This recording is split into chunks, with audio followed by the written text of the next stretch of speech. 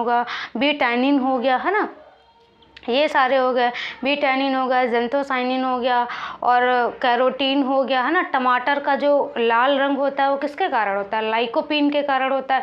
तो ये सारे एग्जाम्पल किसके हो गए, ये वर्डी लवक के हो गए। अवर्डी लवक के मैंने बताया जैसे आलू हो गया, है ना, मूली हो गया, जड़ तना, जो भूमिगत सारी चीज़ें होती हैं ना, अपवाद स्वरूप बहुत सारी चीज़ें उनको नहीं लेंगे। आगे बात करते हैं हरित लवक की, है ना, क्लोरोप्लास्ट की बात करते हैं। तो क्लोरोप्लास्ट कहाँ प्रेजेंट होता है, प्लांट के ग्रीन वाले पार्ट में प्रेजेंट होता है। जैसे क्या, जैसे एग्जांपल में बोलेंगे हम लीफ, है ना, और इसमें एक पिगमेंट प्रेजेंट होता है जिसको बोलते हैं, पिगमेंट मतलब वर्णक प्रेजेंट होता है, एक रंग प्रेजेंट होता है, वर्णक एक तरीके से ले सकते हैं, उसका नाम है क्लोरोफिल, है ना। क्लोरोफिल के कारण ही जो लीफ होती है या क्लोरोफिल के कारण ही ग्रीन प्लांट जो होते हैं अपनी प्रकाश संश्लेषण वाली अभिक्रिया कर पाते हैं, है ना, प्रकाश संश्लेषण कर पाते हैं, जिसके कारण क्या होता है, इनमें फूड का फॉर्मेशन होता है, ये अपने भोजन का निर्माण स्वयं कर पाते हैं। और इसीलिए इनको क्या बोला जाता है, यानी जो क्लोरोफिल है इसको क्या बोला जाता है, किचन ऑफ द सेल बोला जाता है, यानी क्या बोलते हैं, सेल का रसोई घर कहा जाता है। ठीक है, आगे बात करते हैं, जो ये क्लोरोप्लास्ट है ना, इसमें अपना स्वयं का डीएनए प्रेजेंट होता है, इसीलिए इसको भी क्या बोला जाता है, तो इसको बोला जाता है अर्ध स्वायत्त सेल बोला जाता है, जिस प्रकार माइटोकॉन्ड्रिया को कहा जाता था।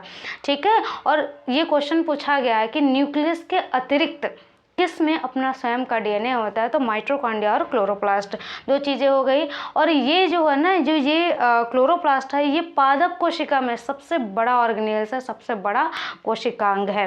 तो ये चीज़ क्लियर हो गई। यही सारी चीज़ें मैंने यहाँ लिखी है। यहाँ कहाँ प्रेजेंट होता है, प्लांट सेल में ओनली प्रेजेंट होता है।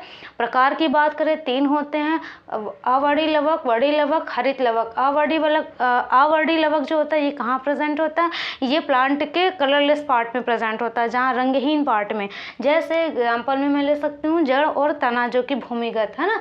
कार्य की बात करें, फूड का स्टोरेज करना इसका वर्क होता है।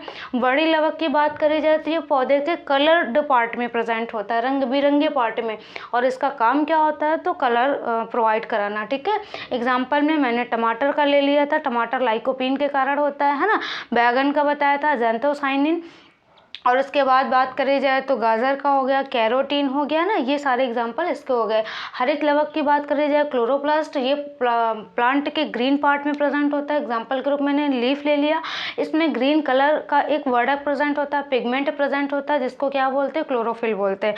क्लोरोफिल में अगर एक एलिमेंट प्रेजेंट होता है सेंटर में, जिसको बोलते हैं मैग्नीशियम, है ना। जिस प्रकार हमारे बॉडी में जो ब्लड है उसमें हीमोग्लोबिन प्रेजेंट होता है, जिसका जो एलिमेंट होता है सेंटर का वो होता है आयरन।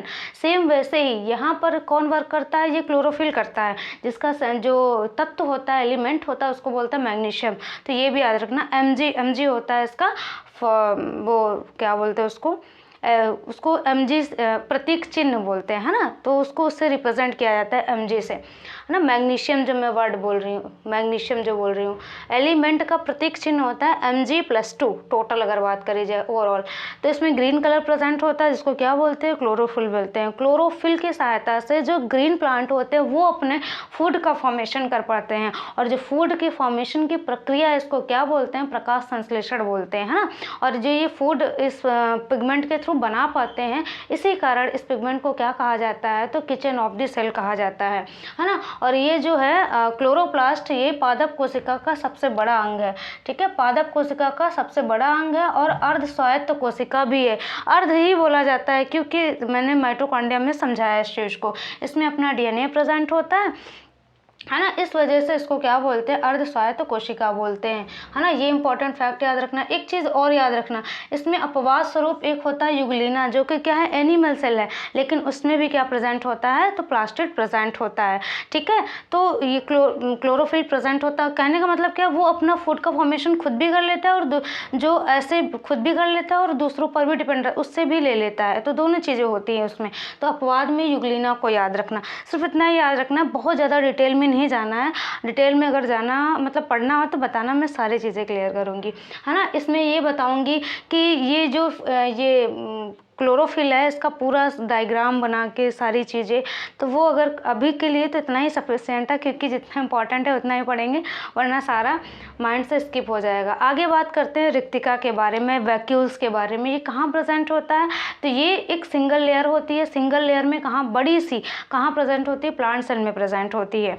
लेकिन प्लांट सेल में प्रेजेंट होती है, लेकिन अगर मैं जंतु सेल की बात करूं तो यानी जो एनिमल सेल है उसकी बात करूं तो वहाँ पर या तो ये एब्सेंट होगी या तो होगी तो बहुत छोटी होगी। तो ये हो जाएगा किससे रिलेटेड? वैक्यूल से रिलेटेड। कहाँ पर प्रेजेंट होती है?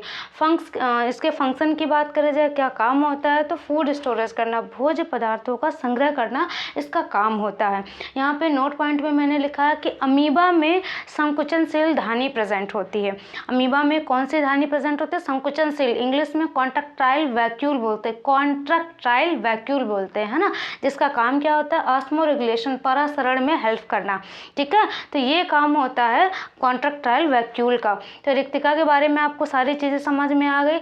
आई थिंक आपको ये Golgi body, lysosome, centrosome, plastid, vacuole से सारी चीज़ें समझ में आई होंगी। अभी आपको हम आगे नेक्स्ट जब हम टाइप ऑफ सेल पढ़ेंगे ना, तो ये हम अमीबा, क्योंकि अमीबा पर्टिकुलर दे रखा है एनसीईआरटी में क्लास 8 में, तो उसके बारे में सारी चीज़ें पढ़ेंगे, तो इसको बताएंगे ये होता क्या है ना।